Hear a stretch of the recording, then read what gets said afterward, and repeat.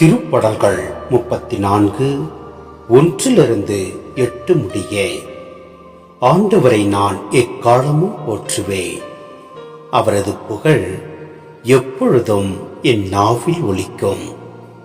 நான் ஆண்டவரை பற்றி பெருமையாக பேசுவேன். எளியோர் இதை கேட்டு அக்களிப்பர். என்னுடன் ஆண்டவரை பெருமைப்படுத்துங்கள். அவரது பெயரை ஒருமிக்க மேன்மைப்படுத்துவோம். துணை வேண்டி நான் ஆண்டவரை மன்றாடினேன். அவர் எனக்கு மறுமொழி பகர்ந்தார். எல்லா வகையான அச்சத்தினின்றும் அவர் என்னை விடுவித்தார். அவரை நோக்கி பார்த்தோர் மகிழ்ச்சியால் மிளிர்ந்தனர். அவர்கள் முகம் அவமானத்திற்கு உள்ளாகவில்லை. இந்த ஏழை கூவி அழைத்தான். ஆண்டவர் அவனுக்கு செவிசாய்த்தார். அவர் எல்லா நெருக்கடி நின்றும் அவனை விடுவித்து காத்தார்.